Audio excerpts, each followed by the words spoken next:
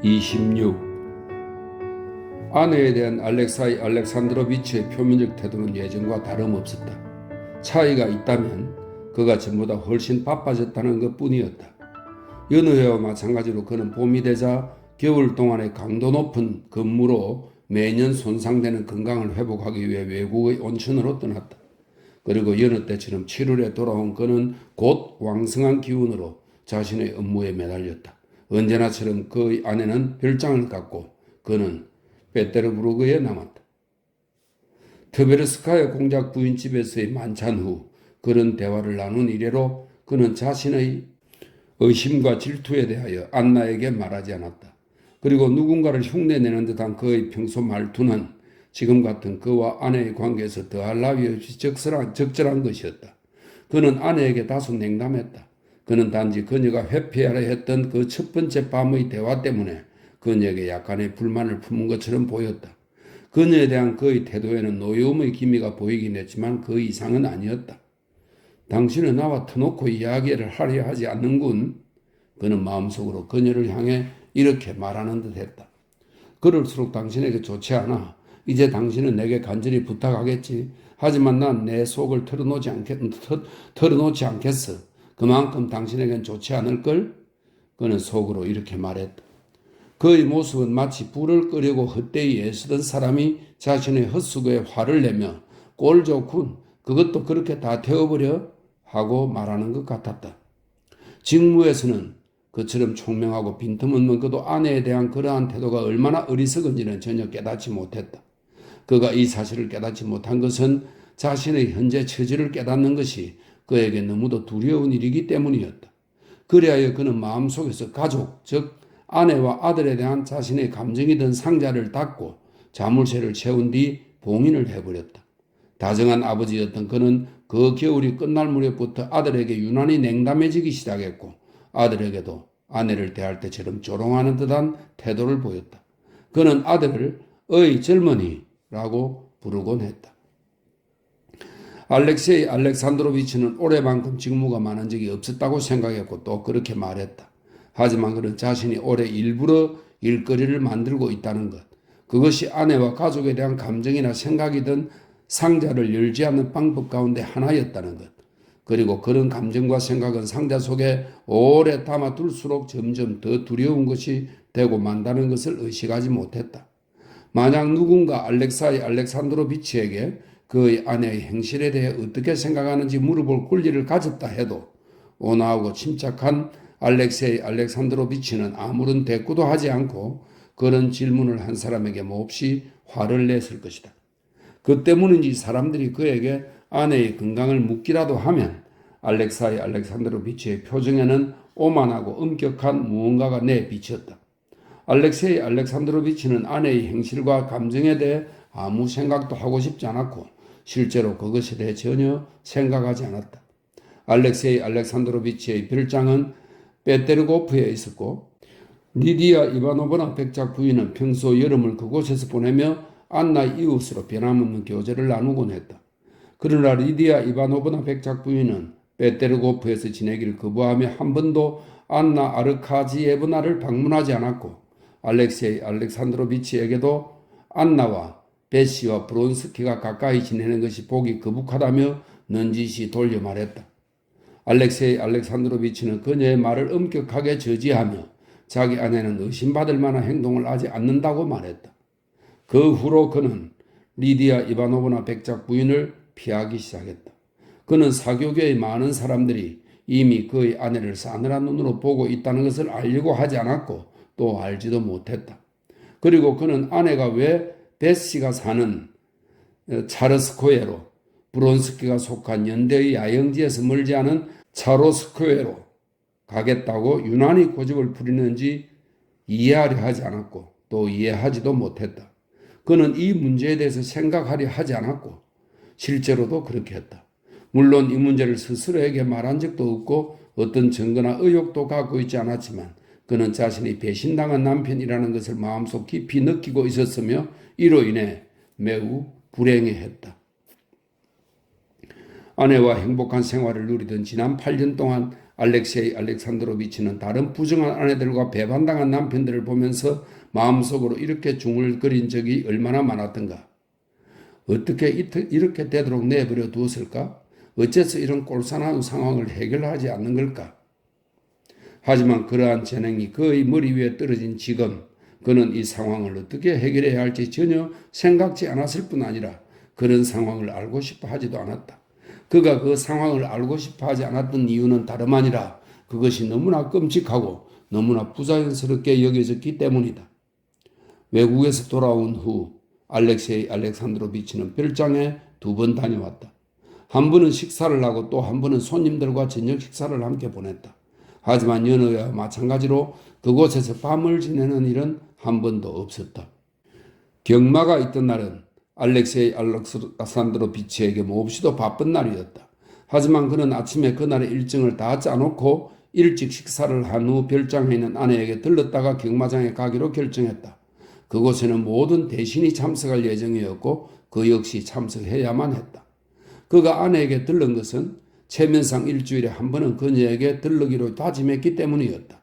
게다가 그는 정해둔 규칙에 따라 15일인 이날 아내에게 생활비를 전해야 했다. 자신의 생각을 장악하는 평소의 지배력에 힘입어 그는 아내에 관한 이 모든 것을 곰곰이 생각하고 나서 그녀에 대해 더 이상 생각이 뻗어나가지 않도록 했다. 이날 아침 알렉세이 알렉산드로비치는 너무 바빴다. 전날 리디아 이바노브나 백작 부인은 중국에 다녀온 후 페테르부르크에 머물고 있는 어느 유명한 여행가의 소책자와 함께 여러 가지 이유로 대단히 흥미롭고 꼭 필요한 인물인 이 여행가를 잘 대접해달라고 부탁하는 편지를 보냈다. 알렉세이 알렉산드로비치는 간밤에 그 소책자를 다 읽지 못해 아침에 그것을 마저 읽었다. 그 후 청혼자들이 나타났고 보고, 접견, 임명, 파면, 포상과 연금과 봉급의 배경, 편지 등 시간을 아주 많이 잡아먹는 일들, 즉 알렉세이 알렉산드로비치가 지루한 업무라 부르는 일들이 시작되었다. 그 다음엔 개인적인 용건, 말하자면 의사와 관리인의 방문이 그를 기다렸다. 관리인은 많은 시간을 빼앗지 않았다. 그는 그저 알렉세이 알렉산드로비치에게 필요한 돈을 건네고 그다지 좋지 못한 그의 재정 상태에 대해 짤막하게 보고를 했을 뿐이다. 그런 상황에 놓이게 된 것은 올해 잦은 여행으로 돈을 많이 써버려 적자가 났기 때문이었다. 그런데 페테르부르크의 유명한 의학 박사이자 알렉세이 알렉산드로비치와 친구 사이인 의사는 꽤 오랫동안 있다 갔다. 오늘 그가 찾아오리라고 생각도 못한 알렉세이 알렉산드로비치는 그의 방문에 놀랐다. 더욱 놀라운 일은 의사가 알렉세이 알렉산드로비치에게 건강 상태에 관하여 이것저것 자세히 캐묻더니 그의 가슴에 청진기를 대기도 하고 간이 있는 자리를 두들기며 만져보기도 했던 것이다. 알렉세이 알렉산드로비치는 그의 친구인 리디아 이바노브나가 올해 알렉세이 알렉산드로비치의 건강이 좋지 못하다는 것을 알아채고 의사에게 그를 찾아가 진찰해달라고 부탁한 것을 몰랐다. 날 위해 그렇게 해줘요. 리디아 이바노브나 백작 부인은 의사에게 그렇게 말했다. 내가 이 일을 하는 것은 러시아를 위해서입니다. 백작 부인. 의사는 대답했다. 정말 귀중한 사람이죠.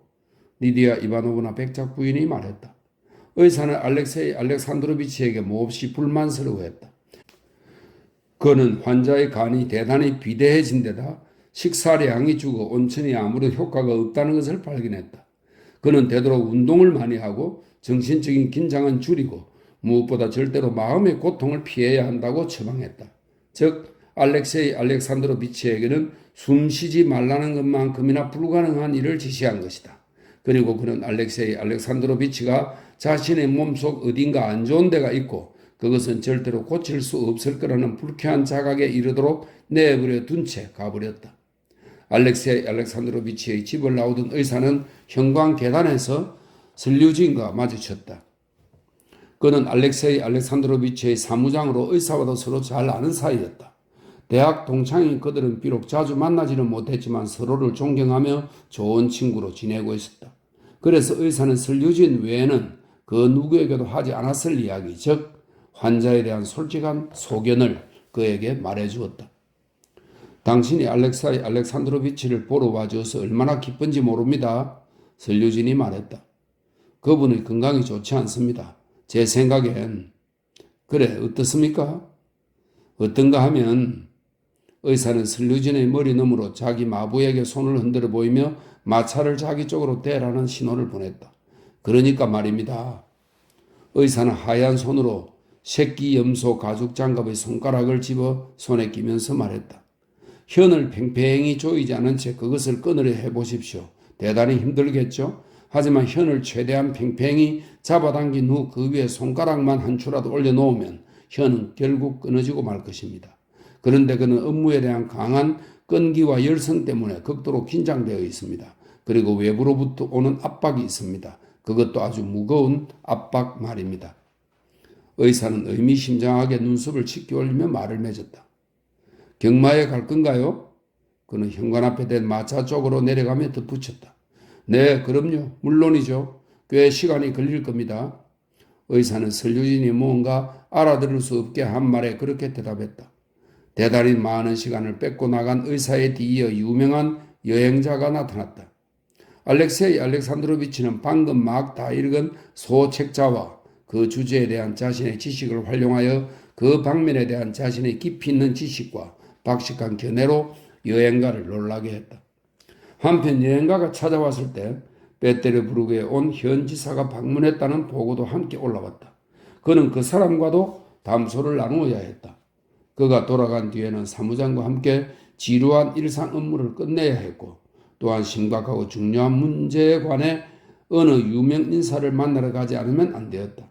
알렉세이 알렉산드로비치는 식사 시간인 5시가 되었어야 가까스로 돌아올 수 있었다. 그는 사무장과 식사를 끝낸 뒤 그에게 함께 별장에 들렀다 경마장에 가자고 부탁했다.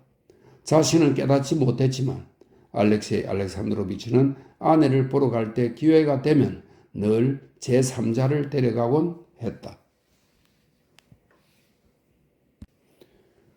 27. 안나는 2층의 거울 앞에 서서 안누시카의 도움을 받으며 그녀의 드레스의 마지막 나비 리본을 핀으로 고정하고 있었다. 문득 그녀의 귀에 마차 승강장 쪽에서 자갈위를 구르는 바퀴 소리가 들렸다. 배씨가 오기에는 아직 이른 시간인데 이렇게 생각한 그녀는 창문 밖을 내다보았다. 그러자 마차 한 대와 그 속에서 쑥 삐져나온 검은 모자와 너무나 낯익은 알렉세이 알렉산드로비치의 귀가 보였다. 하필이면 이런 때 설마 자고 가려나? 그녀는 생각했다. 그러자 그로 인해 생길지 모를 일들이 너무나 무섭고 끔찍하게 느껴져 그녀는 한시도 머뭇거리지 않고 즉시 밝고 화사한 얼굴로 그를 맞으러 나갔다. 그리고 그녀는 이미 익숙한 거짓과 기만의 영혼이 자기 안에 존재하는 걸 느끼면서 곧 그 영혼의 몸을 내맡기고는 스스로도 무슨 소리를 하는지도 모르면서 말을 내뱉기 시작했다. 아, 너무 기뻐요. 그녀는 남편에게 한쪽 손을 내밀고 가족이나 다름없는 설류진에게 미소 띤 얼굴로 인사하며 말했다. 당신 여기서 자고 갈 거죠? 그러면 좋겠어요. 기만의 영혼이 그녀에게 속삭인 첫마디는 이것이었다. 지금 나와 함께 가요. 다만 배씨와 미리 약속을 해놓은 것이 유감스럽네요. 배씨가 날 데리러 올 거예요. 알렉세이 알렉산드로비치는 배씨의 이름을 듣자 얼굴을 찌푸렸다. 오, 난 떼어놓을 수 없는 사람들을 떼어놓지는 않을 거야. 그는 평소처럼 농담조로 말했다. 난 미하일 바실리에비치와 가겠어. 의사도 내게 걷는 게 좋다고 하니까 난 길을 따라 산책이라도 하면서 온천에 와 있다는 상상을 하고 싶군. 서두를 것 없어요. 안나가 말했다. 차 드시겠어요? 그녀가 배를 눌렀다. 차를 가져오고 세로자에게 알렉세이 알렉산드로비치가 왔다고 전해줘요. 그건 그렇고 당신의 건강은 어때요? 미하일 바실리에비치, 당신은 이곳에 처음 오셨죠? 발코니에 서서 이곳이 얼마나 멋진 곳인지 보세요. 그녀는 두 사람을 번갈아 보며 말했다. 그녀는 너무나 꾸밈없이 자연스럽게 말했지만 지나치게 말이 많고 말하는 속도도 너무 빨랐다. 그녀 자신도 이것을 느꼈다. 게다가 그녀를 향한 미하일 바실리에비치의 호기심 어린 시선에서 그가 자기를 관찰하는 것 같다는 인상을 받았다. 미하일 바실리에비치는 곧 테라스로 나갔다. 그녀는 남편 옆에 앉았다. 당신 안색이 별로 안 좋아요? 그녀가 말했다. 맞아. 오늘 의사가 와서 1시간 정도 시간을 뺏었어. 내 친구들 가운데 누군가가 그를 보낸 것 같아 그만큼 내 건강이 귀중하다는 것인지 그가 말했다. 아니 의사가 도대체 뭐라고 했는데요? 그녀는 그에게 건강과 업무에 대해 묻고는 일을 쉬고 별장으로 거처를 옮기라고 권했다. 그녀는 이 모든 말들을 명랑하고 빠르게 눈동자를 유난히 빛내며 말했다. 그러나 알렉세이 알렉산드로비치는 이제 그녀의 이런 말투에 아무런 의미도 부여하지 않았다. 그는 그저 그녀의 말을 들으며 그 말이 갖는 직접적인 의미만을 떠올릴 뿐이었다. 그도 그녀에게 비록 농담조이긴 했지만 소탈하게 대답했다. 이 모든 대화에 특별한 점은 없었다. 그러나 나중에 안나는 이 짧은 장면을 회상할 때마다 수치라는 고통스러운 아픔을 느꼈다. 쉐료자가 가정교사를 뒤따라 들어왔다. 만약 알렉세이 알렉산드로비치가 주위에서 보려 했다면 쉐료자가 급에 질린 당혹스러운 눈길로 아버지를 본 다음 다시 어머니를 바라보는 것을 알아차렸을 것이다. 그러나 그는 아무것도 보려 하지 않았고 또 보지 못했다. 아, 젊은이 다 자랐군. 정말이지 이제 의젓한 남자티가 나는 걸. 잘 있었나 젊은이? 그리고 그는 깜짝 놀란 쉐료자에게 손을 내밀었다. 쉐료자는 전에도 아버지를 대할 때면 늘 겁을 먹었다. 그런데 이제 알렉세이 알렉산드로비치가 그를 젊은이라고 부르기 시작한 후로 게다가 그의 머릿속에 브론스키가 적인지 친구인지 하는 수수께끼가 찾아든 후로 그는 아버지를 서먹서먹하게 대했다. 그는 마치 보호를 구하기라도 하듯 어머니를 돌아보았다. 그는 어머니와 단둘이 있을 때만 마음이 편했다. 그 사이 알렉세이 알렉산드로비치는 가정교사와 이야기를 나누면서 아들의 어깨를 잡고 있었는데 쉐로자는 안나가 보기에 금방이라도 울음을 터뜨릴 것처럼 몹시 괴롭고 거북한 표정을 짓고 있었다. 아들이 들어온 순간 얼굴이 빨개진 안나는 쉐로자가 거북해하는 것을 알아채고 재빨리 일어나 아들의 어깨에서 알렉세이 알렉산드로비치의 손을 떼어놓더니 아들에게 입을 맞추고는 그를 테라스로 데리고 나갔다가 곧 돌아왔다. 그런데 벌써 시간이 됐네요. 그녀가 자기 시계를 쳐다보며 말했다. 베시가 왜 아직 안 오지? 그렇군. 알렉세이 알렉산드로비치는 자리에서 일어나 손을 깍지 끼고 딱딱 소리를 냈다. 내가 여기에 들른 건 당신에게 돈을 전할 겸 했어야. 꾀꼬리도 옛날 얘기만 하고 살 수는 없으니까 그가 말했다. 당신에게 필요할 거라고 생각하는데 아니요 괜찮아요. 그래요 필요해요. 그녀는 그를 쳐다보지도 않고 머리카락 뿌리까지 빨개진 채 말했다. 그럼 경마 후엔 이곳에 올 거죠? 그럼 알렉세이 알렉산드로비치가 대답했다. 저기 빼뜨레고프의 미인 드베르스카야 공작 부인이 오는군. 그는 창문을 통해 말에 눈가리개를 하고 작은 차체를 용수철로 매우 높게 올린 영국식 콜야스카가 다가오는 것을 보며 이렇게 덧붙였다. 정말 멋지군. 훌륭해. 그럼 우리도 가도록 하자. 드베르스카야 공작 부인은 블라스크에서 나오지 않고 각반이 달린 부츠와 두근 달린 웹투와 검은 모자를 착용한 그녀의 하인만 마차 승강장에 뛰어내렸다. 그럼 갈게 안녕. 안나는 아들에게 이렇게 말하고 입을 맞추었다. 그리고 알렉세이 알렉산드로비치에게 다가가 그에게 손을 내밀었다. 당신이 와서 너무 좋아요. 알렉세이 알렉산드로비치는 그녀의 손에 입을 맞추었다. 그럼 나중에 봐요. 당신 차 드시러 오실 거죠? 아, 너무 좋아요. 그녀는 이렇게 말하고 밝고 환한 모습으로 나갔다. 그러나 남편의 모습이 시야에서 사라지자마자 그녀는 자기의 손에서 남편의 입술이 닿은 것을 느끼며 혐오감으로 바르르 떨었다. 참. 28. 알렉세이 알렉산드로비치가 경마장의 모습을 드러냈을 때 안나는 이미 상류층 인사가 모두 모인 관람석에 베시와 나란히 앉아 있었다. 그녀는 멀리서도 남편을 알아보았다. 남편과 연인, 그 두 남자는 그녀의 삶에서 두 개의 중심이었으므로 그녀는 외적인 감각의 도움 없이도 그들의 접근을 느낄 수 있었다. 그녀는 멀리서부터 남편의 접근을 느끼고는 자기도 모르게 군중을 헤치고 움직이는 그를 눈으로 쫓았다. 그녀는 그가 아첨 섞인 인사에 너그럽게 대꾸하기도 하고 동료들과 다정하고도 무심하게 인사를 나누기도 하고 쇄도가들의 눈길을 애써 기다려 그의 귀끝을 누르는 큰 둥근 모자를 벗기도 하면서 관람석에 다가오는 것을 보았다. 그녀는 그 모든 태도를 잘 알고 있었고 그 모든 것이 그녀에게 혐오감을 불러일으켰다. 오직 야심뿐이야. 오직 성공하길 바라는 마음뿐이지. 그것이 그의 마음속에 있는 전부야.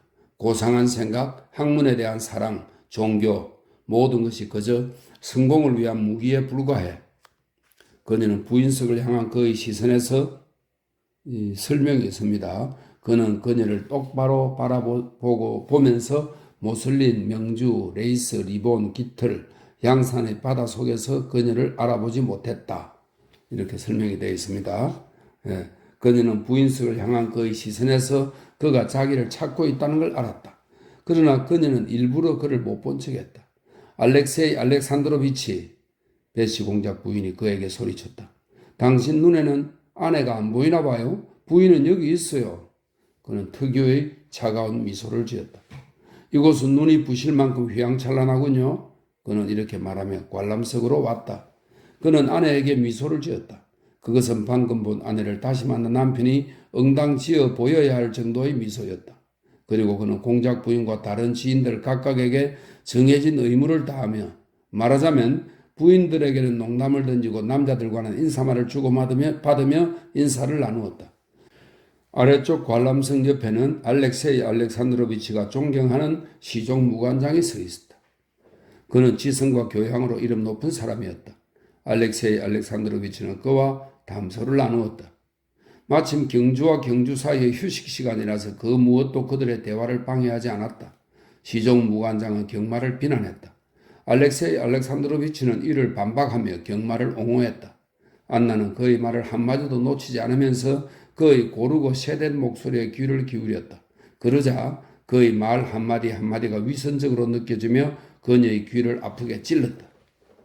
사베르스타 장애물 경주가 시작되자 안나는 전면을 응시한 채 말에게 다가 그 위에 올라타는 브론스키를 뚫어지게 바라보았다. 그와 동시에 그녀는 끊임없이 들리는 남편의 혐오스러운 목소리를 듣고 있었다. 그녀는 브론스키에 대한 불안으로 괴로웠다. 그러나 그녀를 더욱 괴롭힌 것은 낯익은 억양으로 쉴 새 없이 찌꺼리는 설명입니다. 그녀는 그렇게 느꼈다. 이렇게 되어 있습니다. 쉴 새 없이 찌꺼리는 남편의 세된 목소리였다. 난 나쁜 여자야, 타락한 여자야. 그녀는 생각했다. 난 거짓말을 하는 게 싫어. 난 거짓을 참을 수 없어. 그런데 이런 거짓이 남편에게는 양식이지. 그는 모든 걸 알고 모든 걸 보고 있어. 저렇게 태연하게 이야기를 할 수 있다니. 그가 느끼는 감정은 도대체 어떤 걸까? 그가 나를 죽이려 한다면, 그가 브론스키를 죽이려 한다면 오히려 난 그를 존경할 텐데. 하지만 아니야. 그에게 필요한 건 거짓과 체면뿐이야. 안나는 자신이 남편에게 바라는 게 무엇인지, 자신이 남편을 어떻게 보고 싶어 하는지에 대해서는 전혀 생각지 않고 혼자 말을 했다. 그녀는 오늘따라 유난히 말이 많은 알렉세이 알렉산드로비치의 모습, 안나를 너무나도 자극하는 그 모습이 그저 그 내면에 깃든 불안과 초조함의 표현일 뿐이라는 것을 깨닫지 못했다.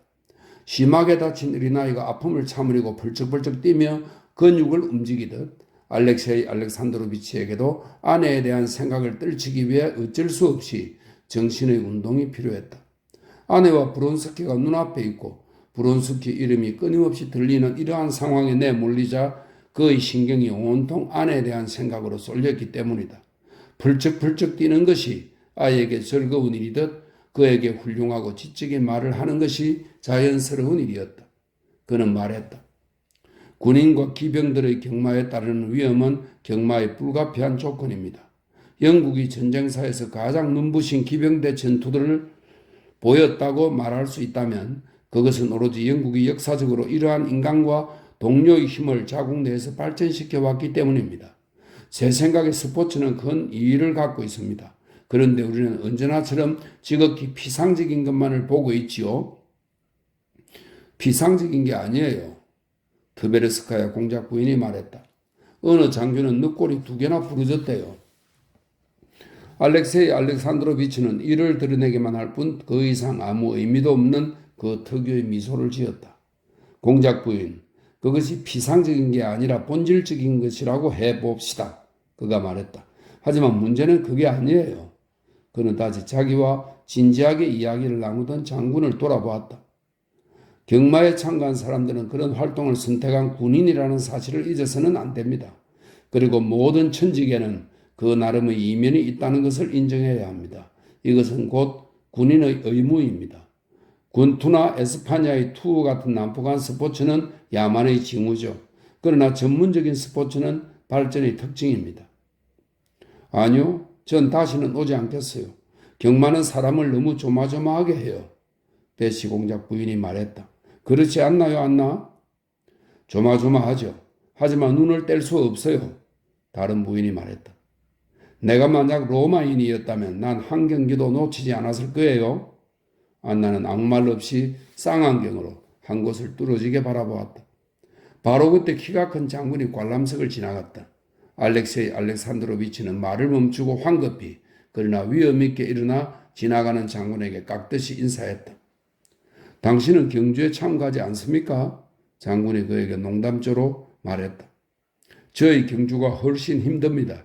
알렉세이 알렉산드로비치가 정중하게 대답했다. 별 뜻없는 대답이었지만 장군은 현자에게서 지혜로운 말을 들었다는 표정으로 충분히 그 말의 풍미를 만끽하고 있었다. 두 가지 측면이 있습니다. 알렉세이 알렉산드로비치는 자리에 앉으며 계속 말을 이었다. 바로 선수와 관람자죠. 이런 구경을 좋아하는 것은 관람자의 낮은 수준을 보여주는 가장 확실한 징후입니다. 저도 그 점에 동의하지만. 공작 부인, 내기를 합시다. 아래쪽에서 베시에게 말하는 스테파나르 카지치의 목소리가 들렸다.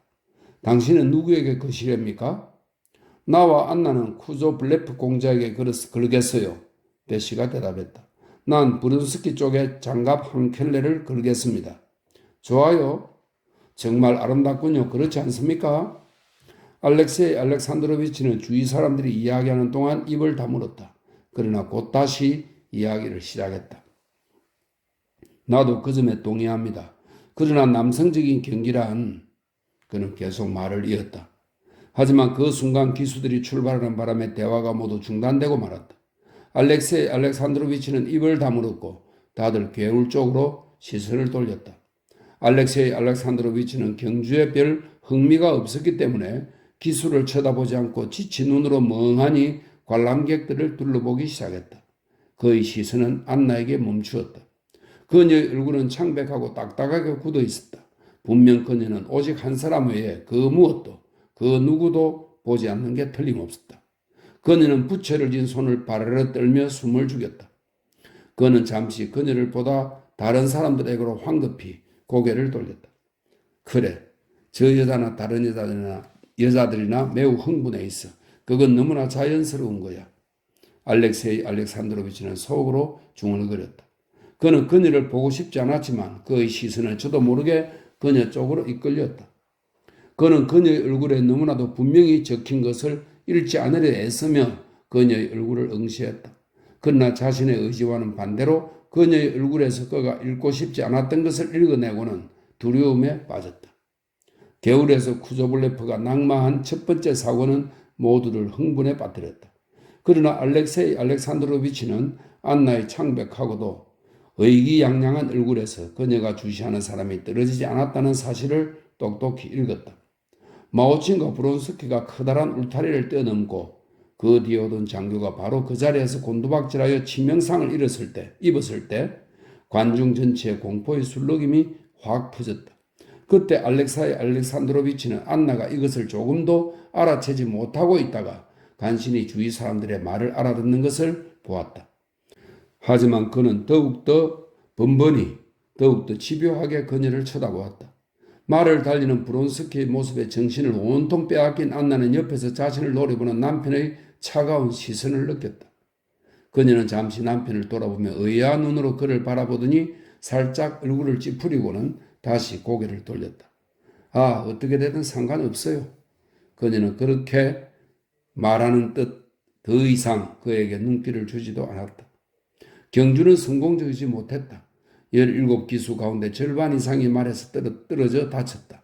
경주가 종국을 향해 치닫자 관중들은 모두 흥분에 빠졌다. 그 흥분은 차르가 불만스러워하고 있다는 사실로 인해 더욱더 증폭되었다.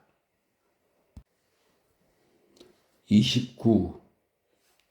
모두들 큰 소리로 비난을 퍼붓고 누군가가 내뱉은 오직 사자와의 싸움이 아쉬울 뿐이다 라는 문구를 되풀이했다. 모든 사람들에게서 공포가 느껴졌다. 그래서 브론스키가 말에서 떨어져 안나가 큰 소리로 비명을 질렀을 때도 거기에는 이상한 점이 전혀 없었다. 하지만 그 뒤 안나의 얼굴에는 이미 뚜렷하게 부적절한 변화가 일어나고 있었다. 그녀는 완전히 침착함을 잃었다. 그녀는 사로잡힌 새처럼 바들바들 떨기 시작했다. 그녀는 자리에서 일어나 어딘가 가려 하기도 했고 베시를 돌아보기도 했다. 가요, 가요, 그녀가 말했다. 하지만 베시는 그녀의 말을 듣고 있지 않았다. 그녀는 아래로 몸을 굽힌 채 그녀에게 다가온 장군과 이야기를 하고 있었다. 알렉세이 알렉산드로비치는 안나에게 다가가 정중하게 손을 내밀었다. 원한다면 같이 갑시다. 그는 프랑스어로 말했다. 하지만 안나는 장군의 말에 귀를 기울이느라 남편이 온 것도 알아차리지 못했다. 역시 다리가 부러졌다는군요. 장군이 말했다. 이건 전례가 없던 일입니다. 안나는 남편에게 대답도 하지 않고 쌍안경을 들어 브론스키가 낭만한 장소를 보았다. 하지만 그곳이 워낙 멀리 떨어진 데다 너무나 많은 관중이 모여 있어 아무것도 분간할 수 없었다. 그녀는 쌍안경을 놓고 그 자리를 떠나려 했다. 그러나 바로 그때 한 장교가 말을 타고 달려와 자르에게 어떤 내용을 보고했다. 안나는 몸을 앞으로 쑥 빼고 장교의 말에 귀를 기울였다. 스티바, 스티바. 그녀가 오빠에게 소리쳤다. 하지만 오빠는 그녀의 소리를 듣지 못했다. 그녀는 다시 나가려 했다. 당신에게 한 번 더 손을 내밀겠소. 당신이 가고 싶다면 말이오. 알렉세이 알렉산드로비치가 그녀의 손을 건드리며 말했다. 그녀는 혐오감을 내비치며 그를 피하고는 그의 얼굴을 쳐다보지도 않은 채 이렇게 대답했다. 아니요, 아니요. 날 내버려 두세요. 그냥 여기 있겠어요. 지금 그녀는 브론스키가 낭만 자리에서 경기장 원을 가로지르며 관람석을 향해 달려오는 한 장교를 보고 있었다. 베시가 그에게 손수건을 흔들어 보였다. 장교는 관람자들에게 기수는 다치지 않았지만 말의 등뼈가 부러졌다는 소식을 전했다. 이 말을 들은 안나는 털썩 주저앉으며 부채로 얼굴을 가렸다. 알렉세이 알렉산드로비치는 그녀가 우는 것을 보았으며 그녀가 눈물뿐 아니라 가슴을 덜먹이게 하는 흐느낌마저 억누르지 못하는 것을 목격했다. 알렉세이 알렉산드로비치는 자기 몸으로 그녀를 가리고서 그녀에게 자기를 추스를 시간을 벌어주었다. 세 번째로 당신에게 내 손을 내밀겠소. 그가 잠시 후 그녀를 향해 말했다. 안나는 그를 쳐다보았지만 무슨 말을 해야 할지 몰랐다. 베시 공작 부인이 그녀를 도우러 왔다. 아니에요. 알렉세이 알렉산드로비치. 제가 안나를 데려왔고도 또 제가 집까지 바래다 주기로 약속한 걸요. 베시가 끼어들었다. 죄송합니다, 공작 부인. 그는 정중한 미소를 지으면서도 그녀의 눈을 단호히 바라보았다. 하지만 제가 보기에 안나가 좋지 않은 것 같습니다. 그러니 제가 데리고 가죠. 안나는 놀란 표정으로 주위를 둘러보더니 고분고분 자리에서 일어나 남편의 팔에 손을 얹었다. 그에게 사람을 보내 상황을 알아본 다음 당신에게 사람을 보낼게요. 베시가 그녀에게 속삭였다. 언제나 그렇듯 알렉세이 알렉산드로비치는 관람석 입구에서 마주친 사람들과 이야기를 나누었으며 언제나처럼 안나도 사람들의 말에 대꾸하고 그들과 이야기를 나누어야 했다. 그러나 그녀는 어찌할 바를 모른 채 마치 꿈속을 걷듯 남편의 팔에 기대어 걸어갔다. 다친 걸까? 아니면 괜찮은 걸까? 그 말이 사실일까? 그가 올까 안 올까? 오늘 그를 볼 수 있을까? 그녀는 생각에 잠겼다. 그녀는 묵묵히 알렉사이 알렉산드로비치의 카레타에 몸을 실었다. 움집한 성룡 마차들 틈에서 빠져나가는 동안 한마디도 하지 않았다. 알렉세이 알렉산드로비치는 자기 눈으로 모든 것을 보고서도 여전히 아내의 참모습에 대하여 생각하려 하지 않았다. 그는 단지 표면적 징후들만 보았을 뿐이다. 그는 그녀가 경우에 맞지 않은 행동을 하는 것을 보았고 그녀에게 이것을 말해주는 것이 자신의 의무라고 생각했다. 하지만 그것만을 말하고 더 이상의 이야기를 꺼내지 않는 것은 그에게 몹시 힘든 일이었다. 그는 그녀의 행동이 얼마나 부적절했는지 말하기 위해 입을 열었다. 그러나 자기도 모르게 완전히 다른 말을 내뱉고 말았다. 그래도 우리 모두에겐 이런 잔인한 구경거리를 보고 싶어하는 경향이 있다니까? 그가 말했다. 내가 보기엔. 뭐라고요? 무슨 말인지 모르겠어요. 안나는 경멸의 빛을 띠며 말했다. 그는 모욕을 느끼며 곧 속에 담아둔 말을 꺼냈다. 당신에게 말해야겠소. 그가 말했다. 올 것이 왔군. 해명이라. 이렇게 생각하자 그녀는 무서워졌다. 당신에게 꼭 말해야겠소. 오늘 당신의 행동이 얼마나 부적절했는지 말이요. 그가 프랑스로 말했다. 어째서 내 행동이 부적절했다는 거죠? 그녀는 그를 획 돌아보더니 그의 눈을 똑바로 쳐다보며 큰 소리로 말했다. 그런데 무언가를 숨긴 듯한 이전의 쾌활함은 완전히 사라진 채 그녀는 단호한 모습 밑에 자신의 두려움을 가까스로 숨기고 있었다. 잊지 마시오. 그는 마부자리 쪽 창문이 열린 것을 가리키며 말했다. 그는 일어나 유리창을 닫았다. 뭐가 부적절하죠? 그녀는 거듭 물었다. 기수들 가운데 한 명이 말에서 떨어졌을 때 당신이 감추지 못한 그 절망 말이요. 그는 그녀의 반박을 기다렸다. 하지만 그녀는 말없이 앞을 바라보았다. 난 험담꾼들이 당신을 두고 입방을 찢지 못하도록 사교계에서 처신을 잘 하라고 이미 당신에게 부탁했소. 한때 내가 우리의 내적인 관계에 대해 말한 적도 있지만 지금 내가 말하려는 건 그게 아니오. 내가 말하는 건 표면적인 관계요. 당신의 행동은 부적절해서 난 이것이 반복되지 않기를 바라는 것이요. 그녀는 그의 말을 절반도 채 듣지 않았다. 그녀는 그에게 두려움을 느끼면서도 브론스키가 다치지 않았다는 말이 사실일까 아닐까 생각했다. 사람은 무사하고 말의 등뼈가 부러졌다고 한 이야기가 그에 관한 것이었나? 그가 말을 끝냈을 때 그녀는 그의 말을 듣고 있지 않았기 때문에 위선적이고 비웃는 듯한 웃음을 흘릴 뿐 아무 대꾸도 하지 않았다. 알렉세이 알렉산드로비치는 과감하게 이야기를 꺼냈다. 하지만 자신이 무슨 말을 하고 있는지를 분명히 깨닫게 되자 그녀가 느끼는 공포가 그에게로 전해졌다. 그가 아내의 미소를 본 순간 이상한 망상이 그를 덮쳤다. 이 여자는 나의 의심을 비웃고 있어. 그래. 이제 그녀는 지난번에 한 말을 또 늘어놓겠지. 내 의심이 아무 근거도 없이 우스꽝스럽다고 말이야. 모든 폭로가 눈앞에 닥친 지금 그는 그녀가 예전처럼 그의 의심이 우스꽝스럽고 아무 근거도 없는 것이라며 조롱해 주기를 간절히 바랐다. 그는 자기가 아는 것이 너무나도 무섭게 느껴졌기 때문에 이제는 무슨 말이라도 믿고 싶은 심정이었다. 하지만 두려움과 억울함에 젖은 그녀의 표정은 이제 일말의 거짓조차 보여주지 않았다. 어쩌면 내 착각인지도 모르겠어. 그가 말했다. 그렇다면 날 용서해 주길 바라오. 아니요, 당신은 착각하지 않았어요. 그녀는 그의 차가운 얼굴을 절망적으로 쳐다보며 천천히 말했다. 착각한 게 아니에요. 난 절망했어요. 아니, 절망하지 않을 수 없었어요. 난 당신의 말을 들으며 그를 생각했어요. 그를 사랑해요. 난 그의 연인이에요. 난 당신을 견딜 수 없어요. 당신이 무서워요. 난 당신을 정오해요. 그러니 당신 마음대로 해요. 그녀는 카레타 구석에 몸을 던지고 두 손으로 얼굴을 가린 채 흐느끼기 시작했다. 알렉세이 알렉산드로비치는 조금도 움직이지 않고 시선을 정면에 고정시켰다. 하지만 그의 얼굴 전체는 갑자기 죽은 자처럼 장엄한 빛을 띠며 굳어져 버렸고 별장에 도착할 때까지 그 표정은 전혀 변하지 않았다. 별장에 도착하자 그는 똑같은 표정을 띈 채 그녀에게 고개를 돌렸다. 그렇군. 하지만 그때까지는 체면이라는 외면적인 조건을 지켜주기 바라오. 그의 목소리가 들렸다. 내 명예를 지킬 방법을 찾아 그것을 당신에게 알릴 때까지 말이오. 그는 먼저 카레타에서 내려 그녀를 내려주었다. 그는 하인들이 보는 앞에서 말없이 그녀의 손을 꽉 잡고는 카레타에 올라 베테르부르크로 떠나버렸다. 그가 간 뒤 배시공작 부인의 하인이 와서 안나에게 쪽지를 전했다. 알렉세이에게 사람을 보내 그의 건강 상태를 알아보라고 했어요. 그러자 그에게서 자신은 무사하고 건강하지만 절망에 빠져 있다는 답신이 왔어요. 그렇다면 그는 올 거야. 안나는 생각했다. 그에게 모든 걸 말한 건 정말 잘한 일이야. 그녀는 시계를 쳐다보았다. 아직 3시간 정도 남았다. 마지막 만남의 세세한 기억들이 그녀의 피를 타오르게 했다. 아, 정말 화나구나. 두렵긴 하지만 난 그의 얼굴을 보는 게 좋아. 이 멋진 밝음이 좋아.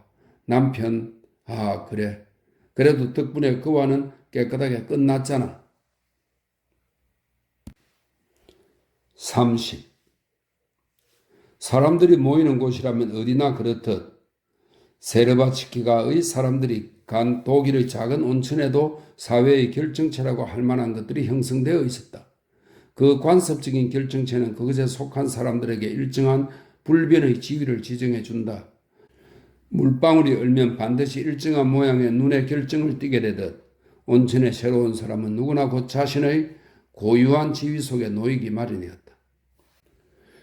부인과 딸을 동반한 세르바츠키 공작. 세르바츠키가 사람들은 그들이 머문 숙소와 그들의 이름과 그곳에서 만난 지인에 따라 즉시 그들에게 지정된 일정한 지위 속에서 하나의 결정체로 굳어졌다. 올해 이 온천에는 진짜 독일 페르스틴이 와 있었고, 이 페르스틴은 이 공작 부인이라는 뜻의 독일어를 러시아로 표현한 거라고 그러네요. 그러니까 공작 부인이라는 뜻입니다. 이 와 있었고, 그로 인해 사회의 결정체는 더욱 활발하게 형성되어 있었다. 공작 부인은 자기 딸을 프랜세스에게, 이 프랜세스는 왕녀, 공작 부인, 공작의 딸 등의 뜻을 가진 이 영어를 러시아어 음가로 표현하였다는 설명이 되어 있습니다. 프랜세스에게 꼭 소개시키고 싶어 했고 그 이튿날에 기어이 이 의식을 실현해냈다. 키티는 파리에서 맞춘 매우 수수한 즉 매우 고급스러운 여름 드레스를 입고서 겸손하고 우아하게 무릎을 굽혀 인사했다. 프린세스는 말했다. 곧 그 아름다운 자그마한 얼굴의 장밋빛을 되찾기 바랍니다. 그리하여 세르바츠키 일가에게는 그 즉시 일정한 생활 방식이 정해졌고 이제 거기에서 벗어나는 것은 불가능했다. 세르바츠키 일가는 영국 기부인 가족, 최근 전쟁에서 부상당한 아들을 데려온 독일의 백작 부인, 스웨덴의 학자 카너가이 오누이와 친해졌다. 하지만 뜻하지 않게도 세르바츠키 일가가 주로 어울린 사람들은 모스코바의 귀부인 마리아 예브게니예브나 르치셰크와 그녀의 딸, 그 설명입니다. 이 딸 역시 키티와 똑같이 사랑 때문에 병을 앓았으므로 키티는 그녀를 싫어했다. 이렇게 되어 있네요. 그녀의 딸과 모스코바의 대령이었다. 어릴 때부터 이 대령을 보았고 그의 견장 달린 군복 차림을 익히 알고 있던 키티에게는 이곳에서 본 그의 조그만 눈과 맨살이 드러난 목 위의 화려한 넥타이가 너무나 우스꽝스러웠다. 게다가 그녀는 도저히 떼어낼 수 없는 그를 지긋지긋하게 여기고 있었다. 이 모든 것이 너무나 견고히 굳어지자 키티는 무척 지루해하기 시작했다. 게다가 공작이 카를 스바토를 떠나 어머니와 단둘이 남게 되자 키티는 더욱 지루했다. 그녀는 자기가 아는 사람들에게 관심이 없었고 그들에게서는 어떤 새로운 모습도 찾을 수 없을 거라고 느꼈다. 이제 온천에서 그녀가 가장 흥미를 느끼는 일은 자기가 모르는 사람들을 관찰하고 그들에 대해 추측하는 것이었다. 그녀는 성격상 사람들에게서 언제나 가장 아름다운 것들을 상상하곤 했는데 모르는 사람에 대해서는 더욱 그러했다. 지금도 그녀는 저 사람은 누굴까? 저 사람은 어떤 관계일까? 저 사람들은 어떤 사람일까? 하고 추측하면서 가장 멋지고 아름다운 특징을 상상하고 자신의 관찰을 뒷받침할 확증을 찾았다. 그 사람들 가운데 마담 시탈이라는 병든 러시아 기부인과 함께 온 어느 러시아 아가씨가 유난히 키티의 관심을 끌었다. 마담 시탈은 상류층 사람이었다. 하지만 그녀는 걷지도 못할 만큼 병이 깊어서 아주 청명한 날에만 휠체어를 타고서 온천에 나타나곤 했다. 하지만 공작 부인은 마담 시탈이 러시아 사람들과 전혀 어울리지 않는 것은 아파서라기보다 거만하기 때문이라고 해석했다. 러시아 아가씨는 마담 시탈의 간병인 노릇을 했는데 키티가 살펴본 바로는 마담 시탈 외에도 온천의 모든 중병 환자들, 이 설명입니다. 온천에는 중병 환자들이 많았다 이렇게 되어 있네요. 온천의 모든 중병 환자들과 친하게 지냈으며 지극히 자연스러운 태도로 그들을 돌봐주곤 했다. 키티가 관찰한 바에 따르면 이 러시아 아가씨는 마담 시탈의 친척도 아니었고 마담 시탈이 고용한 간병인도 아니었다. 마담 시탈은 그녀를 바렌카라고 불렀고 바르바라 바렌카라고 불렀다. 키티가 이 아가씨와 마담 시탈의 관계에 대해 그리고 그녀가 모르는 다른 사람들의 관계에 대해 흥미를 느꼈다는 것은 더 말할 나위가 없다. 종종 그렇듯 키티는 이 바르바라 바렌카에게 말로 설명할 수 없는 호감을 느꼈고 이따금 부딪히는 이 시선에서 바렌카도 자기를 좋아한다는 것을 느꼈다.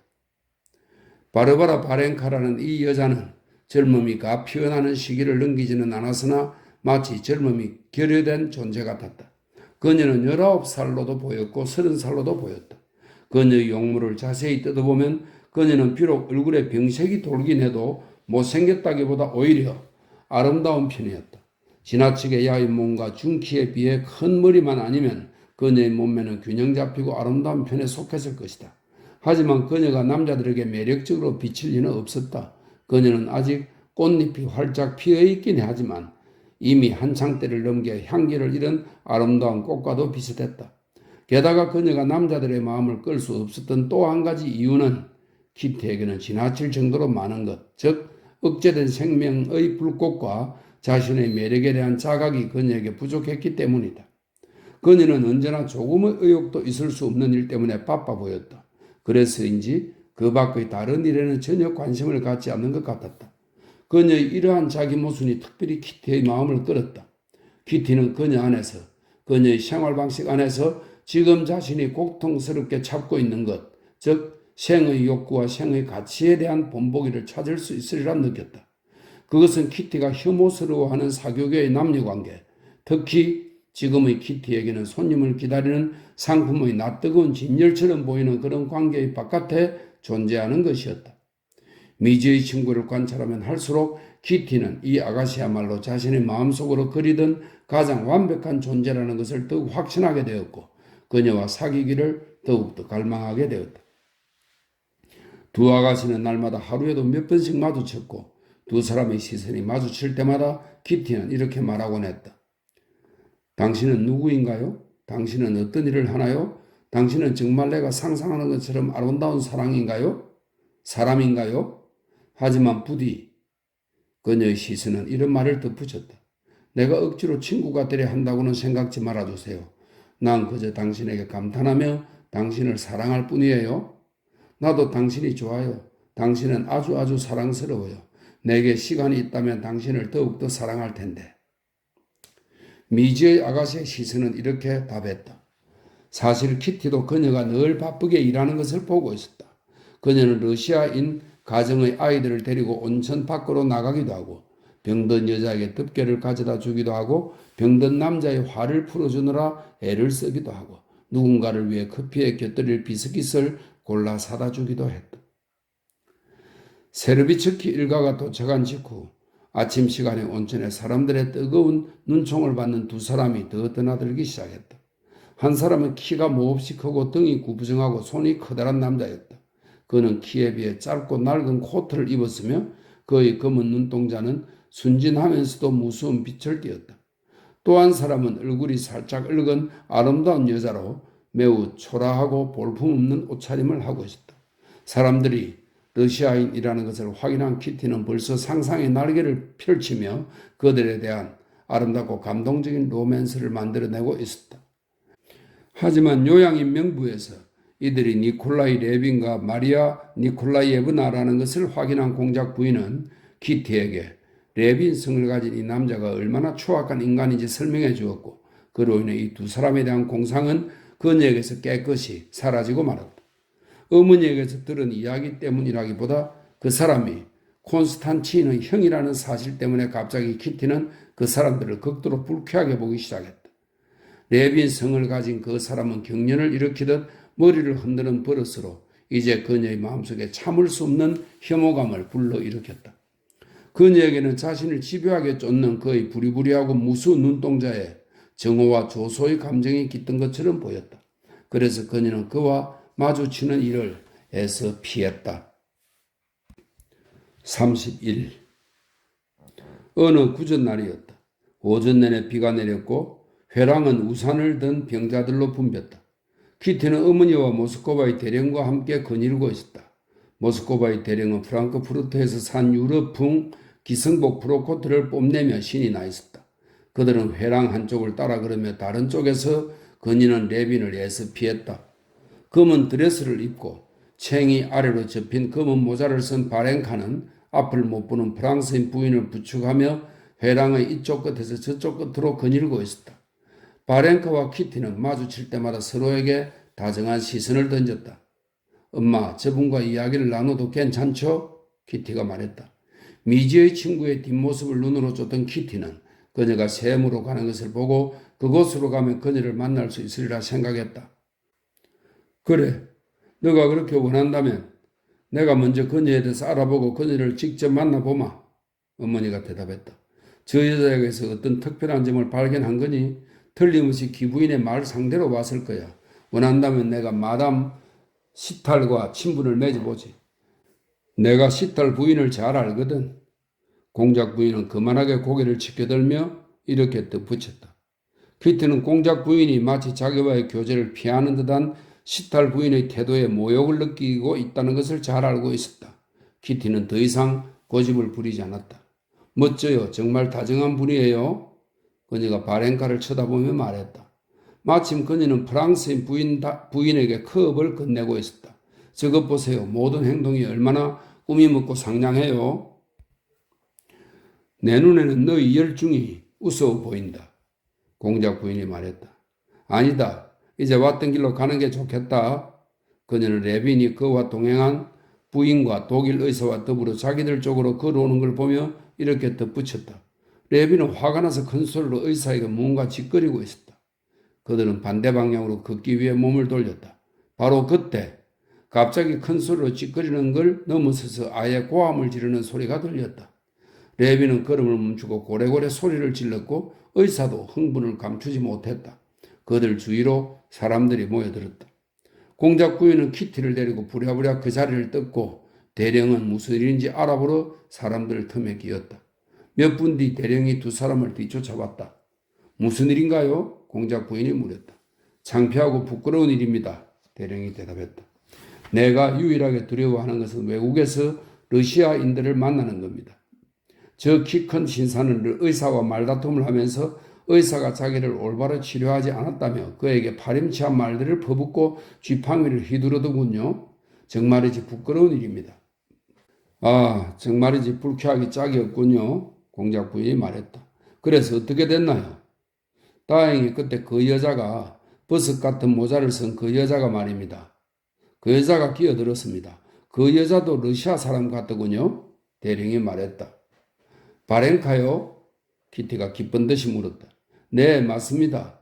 그녀가 누구보다도 신속히 해결책을 생각해냈죠. 그녀가 그 신사의 팔을 잡고 다른 곳으로 가더군요. 그것 보세요, 엄마. 키티가 어머니에게 말했다. 엄마는 제가 그분에게 매혹을 느끼는 것을 이상하게 생각하셨죠? 그 다음날 키티는 온천에서 미지의 친구를 관찰하던 중 바렌카가 이미 레빈과 그가 데려온 여자에게 자신이 돌보는 다른 피보호자들과 똑같이 대하는 것을 발견했다. 그녀는 그들에게 다가가 이야기도 나누고 외국어를 전혀 못하는 여자를 위해 통역을 해주기도 했다. 키티는 바렌카와 사귀게 해달라고 더욱더 어머니를 졸라대기 시작했다. 공작 부인은 어딘지 모르게 그만해 보이는 시탈 부인에게 자기가 먼저 교제를 청하는 듯한 모양새가 마음에 들지 않았다. 그러나 바렌카에게 조사하고 그녀에 대해 상세히 알아본 후 그녀와 알고 지내는 것이 딱히 좋을 것도 없고 나쁠 것도 없다는 결론을 내리고는 자기가 먼저 바렌카에게 다가가 그녀와 친분을 맺었다. 공작 부인은 딸이 샘으로 가고 바렌카가 빵집 앞에 멈춰 섰을 때를 골라 그녀에게 다가갔다. 당신과 서로 알고 지내고 싶어요. 괜찮겠어요? 그녀는 특유의 기품 있는 미소를 지으며 말했다. 내 딸이 당신을 너무 좋아해요. 그녀가 말했다.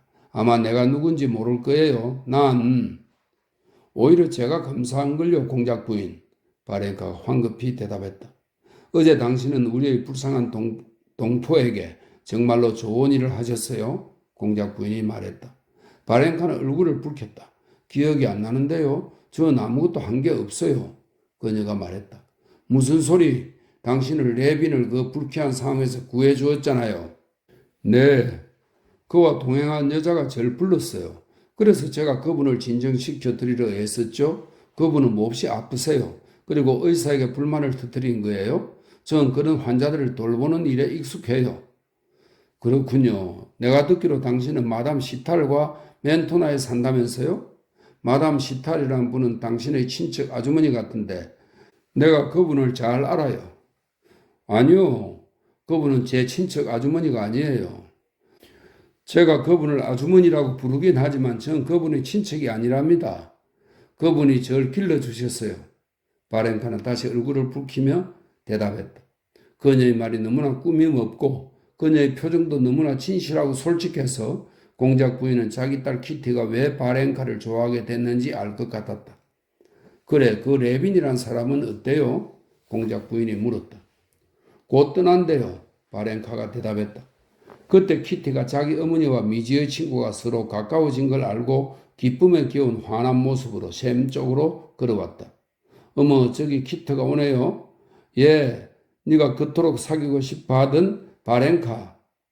바렌카예요. 바렌카가 미소를 지으며 말을 거들었다. 다들 절 그렇게 부르죠. 키티는 기쁨으로 얼굴을 붉히며 말없이 오랫동안 제 친구의 손을 꼭 쥐었다. 새 친구의 손은 키티의 악수에 답하지는 않았지만 키티의 손 안에서 가만히 있었다. 손은 악수에 응답하지 않았지만 바렌카의 얼굴은 다소 슬퍼 보이면서도 잔잔하고 기쁨에 찬 미소를 빛냈다. 그러자 큼직하면서도 아름다운 이가 드러났다. 저도 오래전부터 이렇게 되길 원했어요. 그녀가 말했다. 하지만 당신이 너무 바쁜 것 같아. 아, 오히려 반대예요. 전 전혀 바쁘지 않은걸요. 바렌카가 대답했다. 그러나 바로 그때 환자의 딸인 어린 러시아 소녀들이 그녀에게 달려왔기 때문에 그녀는 새 친구를 두고 떠나야만 했다. 바렌카, 엄마가 불러요. 소녀들이 소리쳤다. 그러자 바렌카는 그들을 뒤따라 갔다.